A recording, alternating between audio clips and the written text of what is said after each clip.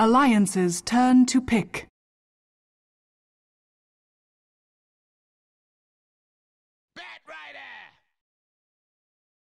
Navi's turn to pick.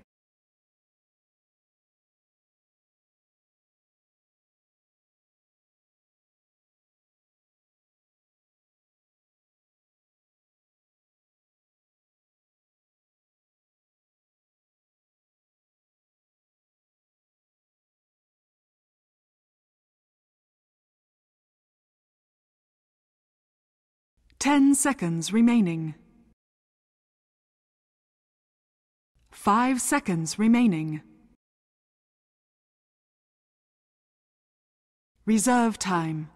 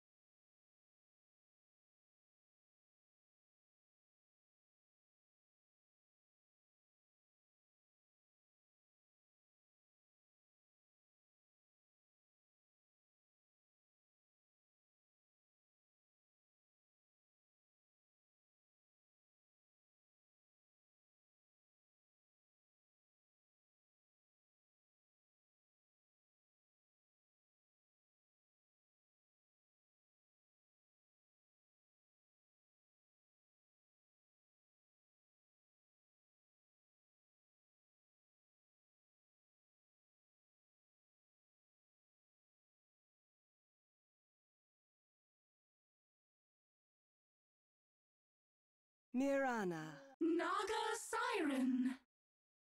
Alliance's turn to pick.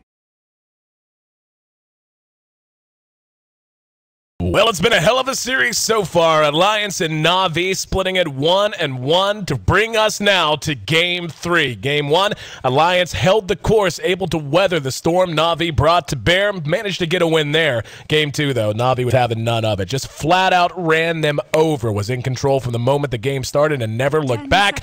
And now looking for overall payback as Alliance did down them in a best-of-1 played in Dream League earlier today. They'd certainly like to walk away with a win right here and right now. I'm your host, Aaron AC Chambers, and joined for commentary and analysis once again by Trouf DOTA. And Trouf, it's been a hell of a fun series to watch, and can't wait to see what these two teams have for us here in Game 3.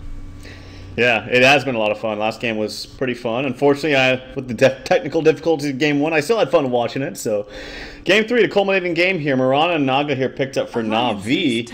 I'm very curious to see how they run the Naga. I'm leaning towards they might run it more as a 4 instead of a 2 in mid. I don't know if Dendi has played this very recently or if he's comfortable with it. I'm sure he's comfortable with it, but at the very least, I'm not sure if he's played it that often. But that'll be interesting to see. Batrider Chen here coming out for Alliance, so we get to see some Ake Chen. Yep, always love to see Ake Chen, and tell you the truth, if there's a Chen involved in the game with both of these teams playing, it's going to be a phenomenal Chen, and Puppy certainly showed that to us before as well, even though that game didn't go their way.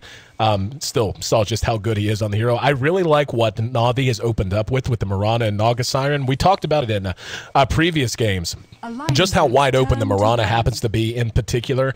And this is, again, just looking ahead as we get closer and closer to the big tournament season coming up, and we're already beginning to see glimmers of it with ESL and, of course, TI looming over the horizon. I think more teams are going to begin to prioritize picks like Mirana, like Naga Siren, just because it's impossible to know where they're going to end up running them. Batrider still has some options available to him, but once you see a Batrider Chen, it's pretty clear what's going to be going down at best. You'll see Batrider maybe wind up in mid, even though he isn't all that common in that position anymore. But yeah, both teams, for the most part, still certainly wide open in what playstyle they want to draft for. But I'm curious. I really want to see how Na'Vi ends up running the Naga Siren in particular. Yeah, me too. And you mentioned perhaps the bat mid. We don't see it that often. But actually, from one of the teams that does play it more often than others is Alliance, because S4 plays it so well in mid. So still a very good possibility. We did see Admiral Bulldog play it last game and had some great pickoffs despite them losing that game on the Bat Rider. And one of the other things, too, is Naga Siren, whether she's played as a more of a core or support here, it's also a good tool against a Bat Rider initiation. If you're very, very fast with that Naga sleep and you're in range, it kind of nullifies the whole effect of a Bat Rider being able to lasso. It comes into play more often in like defense or like base pushing and defense that way, but it's still a nice tool to have overall against the Bat Rider. There's the Rubik pickup, and it still doesn't tell us a lot, except Curl will be on the Rubik, and you know, it's something he was known for, and just because Rubik fell off a bit as a pick in general, I mean, he's still fairly commonly pick support. I would argue tier 1, tier 2 status somewhere in there, but Kerr's Rubik is still one of the best in the world, and anytime they can get him on that hero, anytime they feel like it's a justifiable pick, they will decide to run with it. Alliance, though, is going to grab Io again, so we saw their success with that plus Tiny in game 1. We'll see if they want to get Loda right back on that same combination. I want to see if Na'Vi ends up picking an Enigma here. Now, in terms of what they want to do, you know you're up against the jungler in Shin. That's going to allow you to play a little greedy if you want to do so. They're going to get the tree instead, so that shuts that down. And I had a really, really nice point to make, but they picked too quick. Thanks, Na'Vi. Appreciate it, jerks. I was going to say you could actually overlap Black Hole with Naga Sleep. It's one of the few abilities that you can reliably do that with, and you can do the same thing with Mirana's Arrow, because the whole arrow counts as a hitbox, and even if it's not timed perfectly, even if it's already technically past, or at least visually past the target, so long as even a small amount of the arrow is still hovering over the target, when you disengage the sleep, it will count as a very long duration stun, but doesn't look like that's going to be the case. Well, yeah, and if you time it perfectly, you can arrow people before they even get their BKB off if they have it. Yep, exactly. So that's a very strong tool, and that's also one thing we've been seeing a lot. It's just Naga Siren and Mirana picked up together because they do work so nicely together with the sleep plus arrow. Not even if you don't even have a sleep, you can also just use the ensnare plus arrow. But it does look like this is going to be a core Naga. With a Treant Protector here, although, it is Na'Vi, they could do something crazy like an offlane Treant Protector or something. I've seen it before, but I'm very interested in why Alliance picked up Io here. Naga is thought of as a pretty decent counter to Wisp teleports. Treant's also good in that regard as well, as Treant was picked pretty quickly right after the Io. Just simply because it keeps them in place if they decide to pour it in and be aggressive on you. Now, obviously, Wisp has other, other reasons to be picked outside of just the teleport spell, but that's kind of what makes the hero, such a signature type hero. And Storm Spirit picked up here for Alliance. So, looks to take shape about the way we would have expected it to. Shin will be in the jungle, Bat in the off-lane, Storm most likely going to end up being run mid, and now it's just a question of who they want to grab up to go with the IO. And certainly tons of options available. CK is there. Tiny, which we've already seen Alliance has no problem running. And Na'Vi actually banned the Ricky last time they saw an IO pickup from Alliance. So that's an option they consider on the table as well. This time, though, just getting rid of the Luna. And for Na'Vi, I mean, again, you look at how they want to run this, but you never know. Like, it's still a very ambiguous lineup. You can do weird things with the Treant Protector. You can just mess up your lanes entirely, run weird tri-lanes. You can run weird duo lanes just because of what he's going to give you to help out in other situations. So still looking to figure out what they want to do with this last pick. Yeah, I really like Na'Vi's lineup so far. It's got a lot of tools for everything. Like, Rubik is... And you were mentioning Rubik. I don't know why people don't pick him up more. I feel like this hero is just always been good and never been bad, or never been even mediocre. I just feel like in the right hands especially, even if you have crappy spells to steal, it's still extra spells that you can steal and use against the other team. And the lift is always going to be good, I think, from start to finish. It's going to be good here if you want to smoke gank the Storm early on, lift him up before he hits that level 6. It's good late game when you want to lift him up before he gets to BKB. So, yeah, I'm a big fan of the Rubik support, picked up at any time. And Queen of Pain last picked up here by... Na'Vi. We saw what Dendi did in mid as Queen of Pain against EG, and that was not fun if you're on the receiving end of Dendi's Queen of Pain. No joke, man. One thing that does stand out, and I don't know that they're going to do it, but seeing the Chin pick up as early as they did, they could end up trying to put some aggression on Alliance, especially with an IO as the other pick out. You see a Chen and an IO, if they, that's going to be a defensive tri lane. And you're going to have a chance to be bullies in that situation. And you could put just about anyone at the front of that. However, Rubik and Mirana makes the most sense. Telekinesis to set up an arrow, very effective. Treant is going to give you the lead seed to pursue if you really want to. And they're just going to go right back to the Tiny. And Tiny, and this is something you kind of touched on in game one, the hero's excellent at a lot of things and being caught by, if you catch 2 or 3 heroes with an early game avalanche hoss, it's nasty. But he has severe mana problems. He'll have the IO to help with that a little bit. But he is easy to push around if you have the right tools. And then you could do something like solo safe lane farm the Naga, which helps her tremendously. And it's actually going to be Funnick on the Naga. Havos will be playing the Mirana on the 1. And yeah, I want to see... it's so hard to call. I think they could get aggressive here, and I think they have a really nice chance to disjoin Alliance. It's just a matter of what they feel like their early game goals are going to be. Yeah, they could get aggressive here. They could do something even weird, as you mentioned, like Rubik, Mirana, Treant aggressive with a solo short Naga. And Funnick is playing Naga here. But again, they have a lot of options. I kind of fear for Alliance. Like I'm actually favoring definitely Navi's lineup here. And they just have so many tools now, especially against Tiny's last pick here. Every hero on Navi has like multiple ways to either kite him or stun him or keep him from moving around. And if you're stopping the Tiny from moving around or stunning him or slowing him, that hero is honestly not too effective. So as far as item builds for Loda here, I'm sure Loda's going to be playing it. Yeah, he is. I think BKB is definitely going to have to come out sometime in the mid game. And I think for Alliance, their game plan is they need to push down towers fast and put aggression onto Na'Vi, because if they're not able to really jumpstart this game, I feel like Navi's heroes are I just feel like they're better this game. Speaking of Na'Vi, they feel like their heroes are better at level 1, or at least hoping to put them in a better position, as they've smoked his 5 into the enemy jungle. Ake's going to be out in front, and this could get ugly. Nope, he's staying very safe right at the edge of the steps. Thought maybe he might run out a little bit, but Havos is there, Puppy's there. Havos has not put a point into anything yet, and we'll go ahead and steal Sacred Arrow, and decides to shoot that off. Ake missed by it, and it looks like the rest of them are withdrawing. Dendi's actually swapped onto the Naga Siren, by the way, and Funnick's now on the Queen of Pain.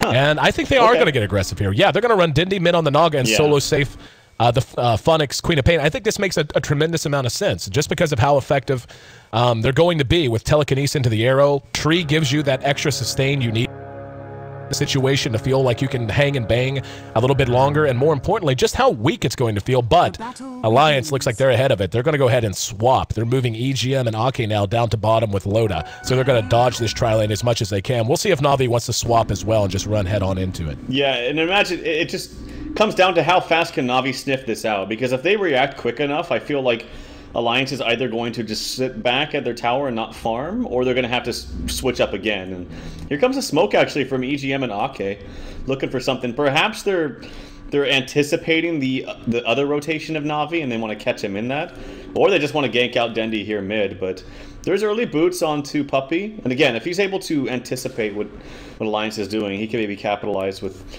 he hits for freaking 85 damage, and now he has boots. So they're not quite sure what they want to do yet. They're waiting for it. Dendi taking a lot of damage from S4. Interesting early game here. Ake found a good creep. Got a Centaur level 1. Let's see if they want to make a run at it. Dendi's sitting at half health and has no more regen. S4's eating a lot of damage. Here comes Puppy to help out, and they anticipated this perfectly. S4 runs forward. He may end up being first blood. That was so well executed from Na'Vi. They knew it was coming. There's going to be a stomp from the Centaur to turn this around a little bit, at least buy them time to restabilize. But that's just Puppy being so good at knowing the feel of things. He looks around and goes, we're not in lane, they're not in lane. What's the likely target? It's the Naga Siren at half health with no regen. And because of that foresight, they get a first blood. And it's on Puppy, too, who had only just the boots. So if he wants to get the arc boots up quickly, he's going to have it. He's only got 300 gold away from that. And one of the great things about bottom tri lanes in the aggressive lane is that if you decide to leave her, she's fine with it. Like, she can hold her own and just do her own thing solo, because it's already a somewhat standard hero in the offlane by herself. So Kuroki doing some side lane pulling here, getting some extra experience. He's going to hit ding level 2. So yeah, I think this is going to go well for Na'Vi here early on. Ake and Puppy trading blows, and there's a stomp to buy a little bit of extra time. I'm regrowing. And looks like, actually, I must have hit a hotkey that was incorrect. I never did switch it to the full in-game plate, and there, now we have. But the First Blood worked out quite well. Yeah, and, unfortunately, I think whenever I went to switch one of the other things, I must have switched it back. But either way, we are 2.5 minutes in, and Na'Vi in excellent shape. S4 is eating more damage out of mid, and they're going to be able to pursue him down.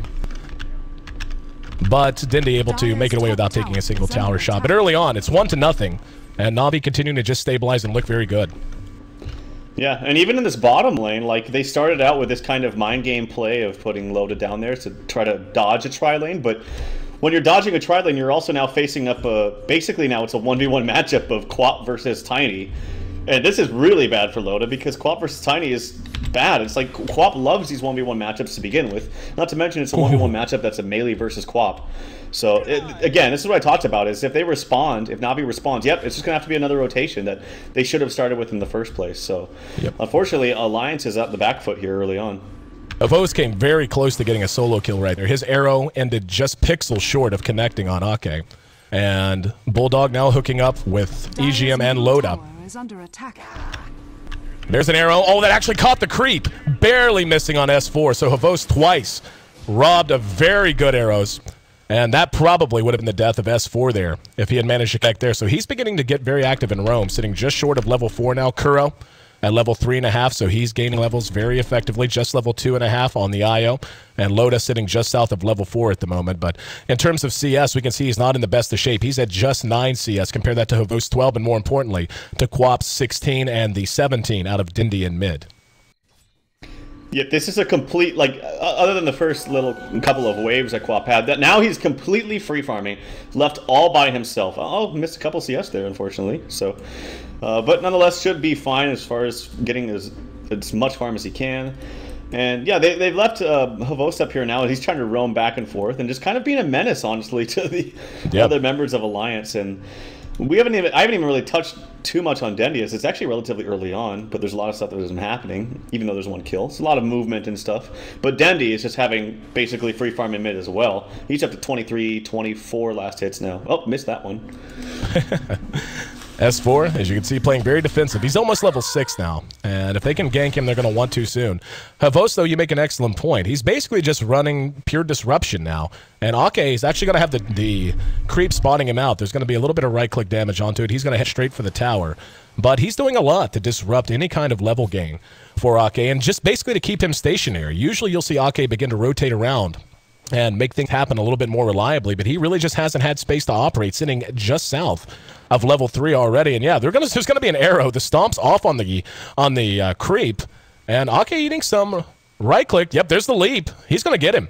One more auto attack. Ake looking for some vision loss around the tree, but unable to do so. Here comes S4. Kuro's going to be there to try and jump him. He is level 6, jumps right on him. They still have the creep. Stomp up in 2 seconds. Here comes IO as well, and the Centaur unable to catch up with him. No, finally they do, as S4 was able to slow him down. Kuro could be in a return kill as well. Dendi rotated through. Bulldogs right there and prompts the Song of the Siren to keep himself safe, and he will be able to make it back to the high ground near his own tier 1. But Alliance grabbing a couple there in return, so it ends up being 2-2 when all's said and done. Yeah, he just got mana for that, Dendi, with the song, so kind of unfortunate. He was very, very close, and at the very least saving Kuroki, but not able to do so. Now, the good thing for Alliance in the meantime is Lota is free farming. Oh, missing CS right there. A lot of people missing CS this game. I pop into one lane and I see them miss a couple CS. I pop in another lane and see them miss CS. Oh well, it happens, I guess, but kind of unfortunate. Oh, IO killed by a neutral creep right there. I don't know if that was on purpose or not. Probably not, but it was very low. We could see the Alpha Wolf. Very, very low, so maybe getting out a little bit far ahead of it. Doesn't look like he lost a ton of gold, though, so shouldn't be the end of the world. Havos is going to be happy to come clean that up, though, as he'll gladly soak the XP and the gold. But so far, 6.5 minutes in, give or take. Who do you think's winning the early game? I mean, we can look at the graphs and see it's still very close. Na'Vi has a slight edge in gold and experience, but I definitely feel like, wow, looks like there was actually a solo kill onto the Bad Rider. As, yeah, Funnick must have gotten that with a Scream of Pain plus a Shatter Strike. Up at top, we are going to have Loda engaged upon. Puppey right there to jump on top of him. There's a nice avalanche. Now S4 comes back in. They're going to get Kuro for sure. Trying to use the living armor to buy enough time. Puppey could end up being behind this as well. He's got help on the way. That's going to be Funnick. No ulti available. Use it at bottom. Puppey uses his wand charges. Funnick, though, with a big scream. Enough to send them. Havos has a Sacred Arrow up when he wants to spend it, and they're going to get Puppey behind that after the telekinesis. Actually, yeah, never mind. That wasn't, yeah. Funnick continuing to chase them down and gets a scream off, but another good return. There's going to be the arrow onto S4, but he walks around the corner and right into Loda. So Na'Vi getting very aggressive as they can, but still overextending just a bit, and Alliance able to walk away victors in that. That's going to make it 6-5, and they lost a lot of important heroes there. They did get Loda, but at the same time, they lost ground in both gold and experience, so favorable trade for A. That was like the definition of overextension. Those were just completely unnecessary deaths from Na'Vi. Starting off with Funnick blinking in, he got a little eager, saw an opening perhaps, but then that was maybe acceptable, but still kind of bad. But then Havos absolutely died for no reason. Like he should have seen what was coming. He already saw TPs coming in the way. The arrow connected. I don't know if his leap was on cooldown or not, but he wasn't using it, so I'm guessing it wasn't. And just should have backed out completely. So kind of interesting plays there from Na'Vi. Obviously, they're still in a good spot. If you look at just last hits, like Dendi is just free farming. Kuroki, some trouble in mid. In mid, we can see Kuro caught by S4, gets the telekinesis off, and not level 6, so can't steal anything. There's the living armor to keep him alive a little bit, eating his way through the trees. There's an ensnare from Dendi, and Kuro buying enough time, and they end up trading 1 for 1. And S4 did get credit for that kill, did get the gold and the XP before dropping the Dendi. However, feeding Dendi a kill is never a good idea. Bulldog's right there on top of him, not yet level 6, just short of it actually, and they're going to sleep him. He's at half health. Here comes Funnick, Sonic Wave up in 3 seconds. And let's see if he wants to spin it. There's a Shatter Strike, not even going to need it. Riptide with the Leech Seed. Enough to secure another kill. At top, we can see Alliance is trying to split push around, but the Glyph was deployed. And Funnick, holding on to his ult, might rotate up and try to punish them for this. We can see he and Puppey thinking about it, but looks like, yeah, they're just going to take their time and slowly reset. Yeah, when you said in mid how the living armor is like saving Kuroki a bit, it saved him a whole shit ton. Like, yeah. It completely mitigated so much damage. Actually, action on the Dendi from S4. He's got a very large mana pool. Might be able to get this kill, but living armor comes out. Look at the damage from the illusions. And S4 has to retreat. Wow. The courier was way far forward there too. And there was a moment where it was sitting right in front of him. He didn't take a shot at it. 7-7 though. It's a tight one. Ake, under cover of smoke, has 2 good creeps coming with him. That'll be a Dark Troll Summoner as well as a Centaur. Dendi, no regen. And here comes the relocate. Showed off for the first time. Dendi's going to be saved. Maybe. Nope, there's the net. And they are going to be able to just blow him up in an AoE. Here comes the reaction. That's going to be Funnick. Sonic Wave. Caught 3. S4 trying to jump back on him. But with the Moonlight Shadow up, they need to get out of there right now. And we can see the relocate gets 2 to safety. S4 not so lucky. Havos uses a Starfall. They get S4 in the water. While Havos is able to pursue them out and get a double kill when all is said and done. Almost able to get the Summoner before he could scurry back to base. So Na'Vi loses Dendi, but gets a couple in return. And now they're ready to push the tier 1 down at the same time. Bulldog at level 7, about halfway to his Blink Dagger. They're going to need him to get active very soon. They really need him to catch up some. That was really well played by Funnick. He jumped in there, and it looks like a tasty, tasty fight for you to take if you're a Quap. He jumps in there, everyone's hooked up and like in the same little tiny 200 AoE. He throws out his ultimate and his nukes. But the thing is if he didn't blink backwards, they could have just turned on him and killed him instantly. And he understood that, and it was really a heads-up play by him actually. And just kind of used his abilities, kited him out and waited for his cooldowns to come back up, and then Puppey was able to come in with the Leech Seed to secure a kill, and then nicely done by Havos as well to get the Starstorm off on 2. So nicely played by Na'Vi. Na'Vi making up all that ground. Alliance and almost cut it down to even. And off the good play, as you said, of Funnick and the reactions, they get a very nice exchange. Taking a look at Loda, he did end up going Midas, so he's going to be a ways away from his scepter. Let's see what he's got on the way to him now. Not a whole lot, if anything. It's actually coming into someone else. And they're going to go and try to push the tier 1 mid, tier 1 bottom, or top, excuse me. Could be defended here. They got eyes now on EGM. Dendi's right there with him. There's the ensnare onto him. Not feeling confident about engaging into it. Puppey, the only familiar face there next to him. Is no glyph. They do manage to take the tier 1. Puppy's going to end up getting the overgrowth off, though, and they might want to initiate off of it. Funnick has ultimate up in 20 seconds. There's going to be a telekinesis on the load up, and caught him at the edge of the range. And oh, what an amazing relocate to get him back safety. Io's going to end up dead because of it for sure, but being able to save Loda there, about as big a play as you can ask for out of it. Yeah, I actually saw he had like 3 seconds left on the tether, and he was just waiting and waiting and waiting. And I believe also the ult from Chen gave enough time for Tiny to live there. If he didn't use it, I feel like Tiny might have died there. So nicely played by Ake, nicely played by EGM as well. We saw from the last engagement at mid, Alliance's lineup does have a lot of potential to actually roll over Na'Vi, but I think they need a few more key item pickups before they do so. Like, namely, they need the mech. They need the mech up on Chen. He's got about 1,000 gold. I wonder if he's just going to buy mana boots before the mech. That's kind of interesting, but yeah, I feel like they're so close and being on the verge to just rolling over with good Chen creeps and Bat Rider Lasso. He's got 200 gold until his blink too. So if they get the blink up on the Bat, they get a mech up quickly onto Ake. I think they could have the potential to actually start rolling in team fights if they play it correctly. The problem they're going to have, though, is you already almost have a relic up on Dendi. So he's not far at all. That's scary. From having a Radiance. And he has farmed phenomenally. He's sitting atop the net worth. A lot of that comes down to the good play of Puppy, Kuroki, and, in my opinion, very much so due to Havost, who we saw just running basically the Chaos Maker for Na'Vi, just really not allowing Alliance a lot of room to operate. He might get caught here, though. Funnick's right there with him, gets off the scream, and Havost eats another tower shot. Living Armor's right there with him, and there will be no pursuit. Arrow slightly to the left. And Alliance has to reset and regroup behind their own tower. At top, we can see S4 is split pushing onto the top tier 1. And Bat's going to go and show off the Blink Dagger for the first time. Funnick's a fantastic pick-off for them, as they needed to get him off the map at some point. S4 also manages to bring down that tower at top completely unimpeded. So another big exchange, and things are getting close to even again, as we see it cut down from 4,000 plus. Oh, Arrow top!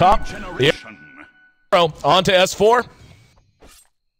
He doesn't have a whole ton of mana. There's the Living Armor buying him some time, and S4 going toe-to-toe with him and cleans him up one-on-one. He dodged the Starstorm! S4 making big plays and hanging despite being caught. So all of a sudden, again, that graph dipping down very, very low, cut to more than half just over the last few seconds. But Loda, to me, is the big question mark. He's got a Midas. What's he going to get next, and how quick's he going to get it? Obviously, the Scepter seems the obvious choice, but he needs it soon before that Radiance comes out. Yeah, I would say that he'd probably go drums because he got the bracer, but I've seen Loda buy bracers before and just leave it bracers, buy like 3 more items, and then get drums at 35 minutes. I've seen him do it before. But yeah, no, obviously the Scepter is probably the best thing here. S4, man, what a player. That was such a huge play, and that was honestly a big turn of events. And we talk about, Dendi, does he have his Radiance yet? Yeah, a few more 100 gold, so he'll have Radiance soon, but this could be bad, honestly, for Na'Vi. I mean, the items are coming out now for Alliance, slowly but surely. Okay, he's saving up 1,600 gold. And if he gets that mech, I don't know. S4 is really farmed. I feel like, oh, he finds Kuroki, but Dendi's nearby. Should be fine. Yep. S4 still hanging around a little bit. Dendi's on the low ground, and he will go ahead and jump away. Down at bottom, we can see Loda and EGM once again pushing into this. There's going to be a relocate up the top. They're going to go for this. Funnick in trouble, got off the Sonic Wave, but that was just a death rattle, as he drops very, very quickly. Down at bottom, they're going to be sending at least 1, if not 2 back. Puppy's going to be right there to receive EGM. Hand of God going to be used, and he actually got sent home by Chen. That's so sick. Cast the Sin back before he relocated, and using the Hand of God to secure his passage home. Well played. This is a fun game to watch. I'm having no joke. This is entertaining. All right. Yeah, that was a good play by obviously both EGM and Ake, and now it starts to wonder as, I don't like talking about this as the game goes on, but this Wisp is starting to be a really big nuisance for Na'Vi, and as we saw in Game 1, EGM just played it fantastically, especially when we got to the mid to late game, and we're not even quite there yet, as we're slowly approaching it. But S4, he's almost got his Orchids, really good for him. Tower goes down for Na'Vi, so nicely done for them. And yeah, I am also curious. Oh, it is going to be a fast Scepter here for Loda. Yep, needs to be, as the Radiance is now done on Dendi, so brought it out at about 16 minutes. It's not completed on his hero yet, but it is on the way right now, the recipe. Funnick there to scare off S4, take a little bit of free farm, but here we go. There's that Radiance, so 1640 the moment it's completed in his inventory. And now you have tons of questions to answer if you're Alliance. How quickly do you prioritize things like BKB? How much do you want to fight right now? Are you going to try to play gank? Are you going to prioritize Loda, or excuse me, Dendi? Or are you going to prioritize protecting Loda? We'll see. Bulldog working on his 4 staff, has about 2/3 of it complete now. And Loda, just with the point booster up right now. Going to take some time for him to really get going. It is, but we saw what happened in game 1. Well, I mean, you did. I was kind of messing with a bunch of shit, but yeah, we saw collectively what happened once he got his core items and with a nice lineup behind him. Now they don't have as many heals as they had that one game, but they also do have Chen, and he does finally have his mech now. He can purchase it right now if he wants to. And I feel like if they start grouping up and playing these fights correctly, with again, this is the whole bat issue as we have a Roshan here come out, and I think it was pinged out actually by Alliance. I'm not 100% sure. Is under attack. Yeah, they know. Loda pings it out, but it's too late. It's just taking too much damage. Puppy, by the way, did pick up a Blink Dagger, and that's a really fun pickup for him. It just goes to show you how much they're going to prioritize getting the jump on Alliance. I mean, initiation's always important. You always want as much of it as you can have, but putting that ahead of something like a Mechanism, which they could have had up by now, if he had decided to go that direction, is what makes it a little bit curious. I don't know if mech helps him that much, honestly. Oh, never mind. They actually have it. Okay, no. They have it on Ake. I was curious. Yeah. I was going to say I didn't think Ake had it either, but he does. Yeah. Oh, or were you talking about mech on perhaps Treant instead of the Blink? Yeah. I don't know if it helps him that much, honestly. I think if Alliance start to initiate a team fight, the mech, I think Navi's game plan here, what I'm trying to say is that they need to initiate themselves and burst someone down with like him blinking an overgrowth, arrow, burst someone down, and then use your spells effectively that way. Wait for Naga to do as much, long duration damage as you can in a fight. Because Alliance, I feel like, just have better tools in a team fight right now, especially with big item pickups coming up. Blink Dagger happened about 6 or 7 minutes ago. Mech now online. S4's maneuverability in team fights. So I actually prefer the Blink here over the Mech for Puppy. I think it's a smart pickup for him. Yeah, I could definitely see it going either direction. We are going to have Moonlight Shadow used by Na'Vi, and mid is being pinged. It looks like most of Alliance is moving in that direction. Up there's Puppy showing off the Blink. 4 staff on Bulldog, buys him a little bit of time. Havos is right there, gets the Starfall off, and there's going to be a lasso on Havos. They're going to try to re-engage off this Sonic Wave caught too. Here's S4, but he is interrupted by Dendi. Using the Song of the Siren, has that Aegis up as well, and trying to do a little cleanup job as the rest of Na'Vi retreats, but very fast reactions from Alliance kept that from being much worse than it ended up being. Now they're going to be on the charge. We're actually going to see a jump straight on the Kuro, and there's the relocate as well. Great avalanche, Katu. Arrow was there and did catch Loda, but not before the avalanche went off. Havos now trying to make a run forward. EGM's right behind him. He's going to be heading back from whence he came, but the rest of Alliance just going to go ahead and loop back around. Dendi moving on up to the Ancients, and probably needs to be very careful, and he is just going to go ahead and retreat for the moment, bottling up a regen rune on the way. But that's, this is the same thing we saw before. Their reactions are just so good. They have such global presence. S4 with his Orchid up now is such a nuisance to heroes like the Queen of Pain, like the Mirana, and so on, that if Alliance can just get the advantage, and I thought Bulldog, nope, never mind, did have Lasso available. Yeah, it's cooling down. It's very, very close. He has it up in 2 seconds now. At the very least, Navi's been doing a good job, in particular Puppy, as far as keeping these towers intact. He's constantly using living armor on them to keep them up, and bottom tower is pretty much the same HP. The problem now I see, the biggest one for Na'Vi is you have a very, very farmed Naga, and this game is definitely a game. Like, it's going to be, I think, perhaps in the long haul. But or not Kuroki, Funnick has like no farm. He had such a great start with early CS against Tiny, and then they left the lane. He had unmitigated free farm, but all he's got is the Ogre Club. How about thought as Loda's getting initiated? It's there. On to Loda. EGM's there with him, and they're going to try to chase him down. Dendi might have bitten off a bit more than he needed to. Here comes Havos, ready to re-engage. Dendi's still up and fighting. Funnick there to join them. They managed to get down EGM, and here comes Ake, sending Loda home, and he will end up trading himself away as Loda makes it home via the Chin Express, but still a couple of big bring downs. They're now going to be able to pressure this tier 2 top at bottom. S4 is going to be there to bring down the tier 1 bottom.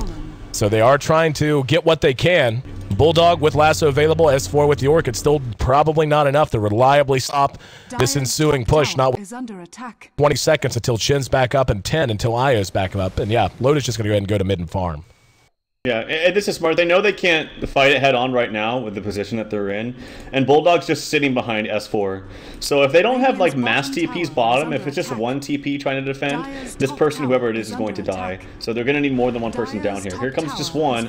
Oh, nope, he's changing his mind. There we go. Avos going to be lassoed.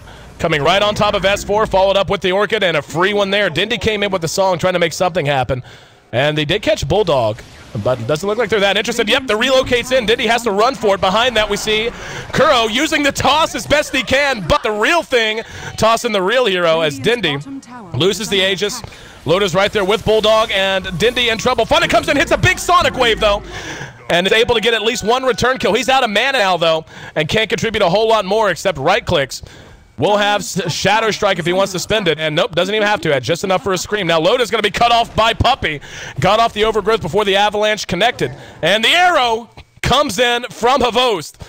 Shot from way far back in that jungle, and that ends up being another big win for Na'Vi, even though it looked like it was going to be all Alliance. 16-16, 32 kills in a 22-minute game, and they're split right down the middle. Still very close, however, Na'Vi does hold a bit of an edge, getting up to 3,000 gold. The experience, though, in favor of Alliance, even that's being cut down on and coming back close to 0. Really smart play by Puppy, giving him the flank and the cutoff right there. And just not to mention his living armors have been on point. Like, they've really been effective this game, and that's one of the biggest reasons why you pick a tree, is just being able to save people. And it also kind of jukes out the other enemy team. They think they have an easy kill, they think they're doing lots of damage, then the living armor comes up, and then they have to reassess how much damage they actually really do. And it does throw teams off. Here comes a big initiation from S4 onto Havost. He jumped from the tier 2 just about, and still may be able, nope, not quite able to get him. Havost. Exactly, living armor, man. Yep, able to make it away, and Puppy saving his brother once again. And Dendi now with a Yasha up, looks like he wants to go man to style. And this is just so close, man. It really is. Like, either team could take any of these fights in big fashion. They can pay each other back if they're slow and retreating. Like, this is just going to be such an unbelievable fun game to watch, I think. Yeah, I'm looking up the net worth. The one thing that's good for, well, obviously good for Na'Vi. Onto Funnick, who was lassoed by Bulldog. They bring him down. And we'll see if they're going to send Loda back with EGM. He may just go ahead. They're got to retether in just a minute. No, they're going to go ahead and leave him here. And EGM's going to be going back to the other side of the map, right into a couple of Naga illusions as they chase him down. They may be able to burn him down by the time all's said and done. He's able to tether up to a creep, and Ake right there with the mechanism. Great teamwork and great play. As Na'Vi's a little spread out at bottom, they're going to have to decide if they want to account for this tier 2. There's the living armor onto it. No glyph available. They will be teleporting one in. That's going to be the tree. And the tower taking a ton of damage. There's the overgrowth, going to catch 2. Mass TP's coming in off of that. S4 able to jump away. And 4 staff on Loda, however. Dendi's song is there. Has the ensnare ready. And we'll see who they spend it on. It's going to be, yep, oh, great arrow on the S4. A little late, but still able to connect on it. They managed to pick him off behind the fight. There's the long-range ensnare from Dendi. He runs forward, gets tossed an avalanche. Loda is hitting very hard, but not hard enough. As Na'Vi secures 2 turn kills and 2 big ones, bringing down S4 and Loda at the same time. That's 18-17 now, and they're going to get things moving back in their direction, and they certainly have. Now up to almost the highest lead in the game. The experience, though, still very close to 0. Yeah, I think that was a bit of a greedy decision there from Alliance to stick around. They had a really great disengage and good play from EGM and Ake once he came back. But as soon as he came back and the members of Na'Vi saw Alliance still pushing, you saw Havost pinging out bottom, like, let's go, let's go. They don't have 2 members. And they capitalized on that very, very quickly. So nicely played by Na'Vi, but I think Alliance just really overstayed their welcome right there, and they needed to disengage a lot earlier. Couple of Manta styles coming out for Na'Vi. Dendi has his waiting back at the base. Havost has his already on him. And Dendi just now completes his as he teleports home. Kuro does have a blink dagger. Haven't talked a whole lot about that. The value of mobility items for the Rubik can't be underestimated. But the tier 2 still standing. Tier 2 bottom and mid are both still up, while Na'Vi maintains a 2-tower lead. And really, you know, if they can get Funnick back on track, he's got his BKB, which is certainly going to be nice. But as of right now, he's kind of a one-trick pony. He's nowhere near a Scythe of Ice. And he's not really contributing a whole lot else. I mean, even if he had something underway like a Lincoln Sphere, at least you could throw the Lincolns onto one of your heroes if you need to. But as for now, not the case. There's going to be a smoke, though, as they look to catch out S4. So it'll be tough to execute. They got him with the lift. And the overgrowth there, and they burst him down immediately. They're going to just take off down mid lane, and Alliance going to have a hard time fighting without S4. Dire's middle tower. Absolutely. Here comes a potential backstab. Does he have a buyback? He does. Yeah, Yep. buyback. Lasso on to Kuro, dragging him back. There's going to be Funnick popping the BKB. There's the overgrowth as well. Shin pops the Hand of God as they try to pursue out EGM to the high ground. Havos heading that way as well. They will be able to catch him out, but behind that, they bring down Puppey. That's a 1-for-1 trade so far. S4 bought back, as you mentioned, slowing down his progression a bit, but allowing them to maintain the tower. They're not done, though. They find Kuro tucked up near the Dire side secret shop and kill him off. Over in the jungle, 20-19. Na'Vi forcing a buyback. You can consider that a bit of a win because all they lost were their supports. Yeah, not bad. At least they were able to get something. But Alliance, the problem, it still stands, though. Dendi is farming out of his mind. His net worth is almost 5K over that of the top one for Lota. And it's just going to continue to get worse. S4 trying to find initiation on the Dendi. He does have his 30-second cooldown song. Or not 30-second, but 60-second cooldown song on the Siren, level 3. Here we go. Yep. Lota going to be sent home. Going to turn around and do what damage he can. But, okay, getting off the send-off before they could catch up with him. And Na'Vi regrouping once again. Taking a look at the Roche pit, we can see he is up. And that might be their decision. We'll see if that's where they want to go. Arrow shot behind things. Will catch nothing but a creep. And they are moving back down towards bottom. That bottom tower in very rough shape. Lota's going to be there. If Lota shows his face, he shouldn't be showing his face anytime soon, though, as the creeps are quite far ahead. And yeah, they're going to go ahead and at least flirt the idea of taking a Roche, and S4 is going to go ahead and split push top at the same time. Radiant's top tower is under it's attack. just starting to get scary because, like, Dendi was farming really well from the get-go, don't get me wrong, but it seemed like in the last 5 minutes it just absolutely skyrocketed. And that's what happens when you have heroes with illusions, because once you get more farm, those illusions farm even faster themselves. Aegis goes to Havos, so that'll be good for him. But yeah, his farming capabilities are just ridiculous at this point. He has 260 CS. Yep. His GPM is actually right at almost exactly 150 more GPM than Lota. Dendi's going to spot Bulldog here. There's going to be the immediate lasso, so the reaction coming in is relocate. Ooh, nice. Right place at the right time. Rather be lucky than good sometimes. We've got Ake being pursued by Havos in the meantime. He's used his Manta style. And Ake throwing the net out, not going to matter. One last auto attack, all it took. And Lota was on the way in case they needed him. But they end up going 1-for-1. Shin for Naga. Still a win for Alliance there. He actually almost lived. If you saw his clicking, the activation on his ult just came up, and you could see it actually being cast. But he wasn't able to get. Yeah, it was so damn close. But unfortunately for him. Grab on EGM. Radiant side jungle, trying to be cute.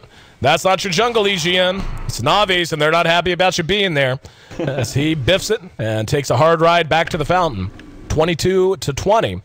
Alliance losing 2 heroes very quickly, and Na'Vi is actually crossed back over in favor of experience. Very, very negligible 30 minutes into this game, but the gold is getting it to the point it's not. 7,500 for him is huge, especially when 5K of that is basically built on the strength of Naga Siren. She is so far ahead. Has fallen. You see the stat on Naga? Holy crap. That's insane. Finishes all the time with over 600 GPM. Crazy, but also believable, I guess. It's a hero that farms out of control, and Dendi's doing the same here. Has his bots, has his Manta. How much gold does he have as well? Another 3,200, so possibly a Diffusal, possibly a Butterfly. I mean, obviously the whole shop is his oyster, so going to be a good game for Dendi. But again, Lota, he's starting to get a lot of farm himself. His net worth is 13,000, so good in its own right. And it's actually going to be straight tank. Picks up a Reaver. Finally, that mech comes out for Puppey. So, just because he wanted the Blink Dagger first doesn't mean he didn't want a mech at all. Dendi picking up the Reaver, and one would imagine it'll be on the way to a heart. And I don't blame him. The Radiance damage is doing its job right now. They're going to end up probably forcing a BKB out of Lotus sometime soon, although he does have the plate mail on him already. So, very likely to be something like an Assault Cuirass. Going to be prioritized ahead of that. They may collapse on Alliance here as they move under. It's going to be double smokes, as Alliance has a couple. They're going to end up being caught in the back here, and Kuro and Puppey are both there. Puppey's going to lead the way, using Nature's Guise. The rest of Alliance is here, or excuse me, of Na'Vi is here. And Alliance could lose a couple of very key heroes here if they're not real careful. They have to fight. They have to fight or everyone's dead. Yep, and here we go. There's the overgrowth. Got all three. Funnick, though, was disjointed by the stomp off of the shin creep. Sonic Wave only caught one. They're going to try to turn around with the mechanism. There's a lasso onto Funnick, dragging him back out of the fight. Here comes the vods, and Loda just chopping wood at this point. They do manage to bring down two right off the bat, but Loda's big enough. He might be able to get some payback. They get the Aegis off of Vods, but he does drop by the time all's said and done. So they trade 3 for the Aegis. And they're not done. Bulldog actually will be able to get away. Thought they might be able to catch him, but didn't know exactly where he went. That's going to be a BKB pickup on Bulldog as he makes it home safely. But another big win for Na'Vi. Yeah, it's starting to get to that tipping point, man, where Naga's just getting way too much farm. She's doing way too much damage, and now with the Heart coming up soon, she's going to be that much harder to kill. Puppy also has a mech also after the blink, which is going to be good for him. You have a living armor to work with. You have Kuroki doing his things on Rubik with disjoining or lifting whoever he needs to, stealing. The spells aren't that great to steal, but they also killed Chen before he was able to get his Hand of God off, which isn't the hugest deal, but it definitely makes a difference. And I feel like Alliance, their game plan needs to be with the Bat Rider and Storm Spirit, I think. They need to pick off 1 or 2 heroes, even just one hero before a fight starts. That's their strength of the lineup, at least right now, until Loda gets more farm. Taking a look at S4, he seems to be working on a BKB. BKBs really are going to be the name of the game for Alliance, and this is kind of what we had mentioned before is, you know, you see that Radiance come out as early as it did. Those items need to be prioritized. Even though Ensnare does go through, just being able to cope with that damage. I mean, Queen of Pain right now is finally on her way to a Scythe of Ice, and actually is going to have it up relatively soon, which is impressive in its own right. But wow, very soon, yeah. Yeah, like I thought he was going to be much further behind. But how about a little chat trivia? What player has the most wins on Naga Siren in 6.80 Pro Dota? 2 with a 9-3 record and a downright ridiculous 702 GPM. I think we have an inkling on that one, so I'm not even going to say it. Just going to see if the chat can guess it, because I'm sure they can. And a little bit of a tip in the title of that coming out from Nahaz. So GG Nahaz, GG. Yeah, but no, I agree. Funnick now with his Scythe is, it's going to be so good, because S4 has been working for the longest time for this BKB, but now if his Scythe comes out, he's just going to be kind of screwed in team fights. And you know that he's going to be focusing him too, because that's the hero that's the most maneuverable and does the most damage right now. Oh, this could be a counter bait coming out. Yep, relocate comes in. There's Dendi. Arrow. Oh, arrow. Bad timing from Dendi on the song. If he had waited for the arrow to connect, might have been a little bit better. They are going to still try to follow it up. Here comes Kuroki coming right on in, and they relocate. Manages to get them back home. And Havost. Go ahead. I don't know why Dendi waited so long. Yep. The time was ticking with Wisp. Yep. If he just disengaged that, killed Wisp, then Tiny would have nowhere to go. That was very questionable play, in my opinion. Maybe trying to do something funky timing. Maybe he was trying to deliberately wait for Wisp to go away so they can solo kill someone, but they didn't do that, so I don't know. Lasso on to Puppy, drug back to Loda, who's waiting with him. There's try to get the never mind. I thought he was gonna try to overgrowth, but Havost teleporting in, gonna look to punish him. There's the ensnare, locking Loda down. Can they get the arrow off? He actually guessed he was going to run and guessed wrong. There's going to be Hand of God as Loda continues to try and fight this out, but he's burning the death from that burn damage on the Naga. They're going to get him. Loda force-staffed, one last auto attack, not enough. BKB going to be used on Bulldog as he's trying to do anything to save his teammates. Here comes S4, they're going to punish Dendi for this, and Loda's still alive. Comes back in with the avalanche, and that's a huge kill. Havost uses the ulti, BKB up on S4. They have no detection for Havost right now, even though he has 7 stacks of sticky napalm on him. The rest of Na'Vi trying to follow up. Funnick's at full health and trying to rejoin with them. He ended up dying at top and is back off a fresh rebuy. There's an arrow shot towards where they thought S4 was going to be after the invis, but did not connect. At the end, though, Na'Vi sits at 26 to 23 in terms of kills. And they did level off the gold a little bit there, did Alliance, but still, double-digit lead, or 5-digit lead, I should say, excess of 12,000 in favor of them. Too easy for RTZ as he takes that stat. Yep. Easy. No, this just goes to show you the team play of Alliance, especially when they have multiple healers on their team for Tony. As Tony's able to live so long. Oh, relocate bottom. Funnick, he's getting caught out by a bat. Dunskies. Yep. And Funnick is just the whipping boy right now, as they're having his way with him. Yeah, but Tony, like, I keep saying Tony now because of the damn chat, man. But Tiny's just like, he's so tanky if you have Wisp and people to support him and multiple heals. And like you said, I thought for sure he was dead, but a really, really nice heads-up force staff. I believe that was Admiral Bulldog's force staff. Yeah, yep. Really good job by keeping him. They were constantly still healing him with Wisp, but he needed to be out of range of, as you mentioned, the Radiant Spur, not to mention just auto attacks in general. So really nicely played by Admiral Bulldog there. Loda is getting very large. BKB is done. Followed up the Assault Cuirass. And looks like they're ready to just go ahead and start pushing. Now, this is where things get real chancy. And you always hit a point in the game if it goes this late against a Tiny. If you're at all slow in reacting, if you're at all out of position, especially with an IO, he's just going to take every building you own. And you can't lose fights anymore. If you lose fights and Tiny survives, right, especially if there is an IO up, he's going to take buildings. And that's just how that's going to be. So Na'Vi has to tighten up a little bit. They have to stop giving away these free kills. It's going to get only worse from here. And S4, BKB up of his own, 1,500 gold in the bank. Funnick, still working on that damn Scythe of Ice. His farm seems to like go up, and it's like peaks and valleys here for him. It's either taking forever or he starts skyrocketing and getting 5,000 gold per minute. But here comes a Pada multi here, looking for something. He does have a gem on him. Not that it really matters that much, but yeah, has a gem. I was like thinking, good to know. Yeah, I was like, maybe there might be Invis Heroes Alliance. Who knows? Never know. Here we go. Dendi's right there. Oh, this is a big pick if they can get Loda. EGM's pursued out by Havos behind the fight. Funnick's there forcing out the BKB. They're going to turn and try to fight this out. Dendi's so damn tanky, though, with that hard up. And they're spreading the damage out. There's going to be a mech. This is like a boss fight. It's taken so long and so much personnel, but they do get him. With that BKB up, that's seriously how it felt. You had your aggro heroes. You had trying to kite him around. And he just kept getting bigger and bigger and angrier. But now, finally, Scythe of Ice is done on Funnick.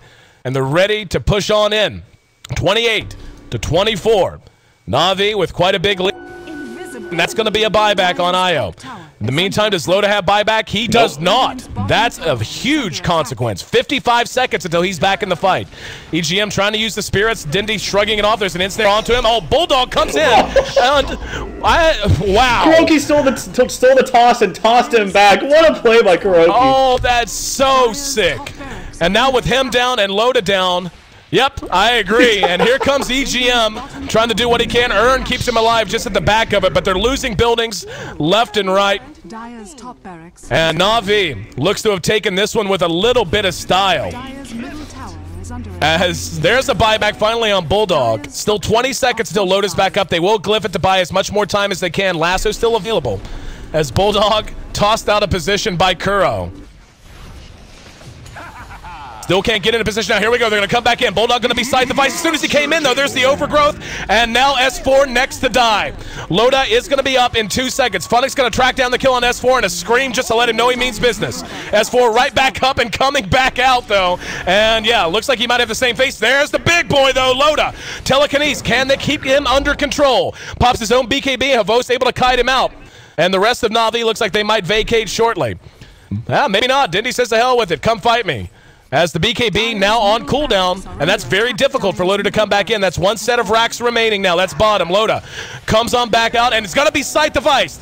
Burning down an S4 once again back up and trying to bounce around. There's a nice avalanche toss. Dendi in trouble. Havost chasing him down with Kuro. S4's down for the count this time. 95 seconds. Dendi taking a lot of damage from Loda, but Loda eating some as well. EGM might end up burning to death, and they do bring down Loda finally. Or Dendi finally. Loda manages to get the kill, but coming back in Havost, along with Funnick, takes him down and forces the buyback. Tier 3, chipped away at. He's the only one still up, and it looks like they're not scared.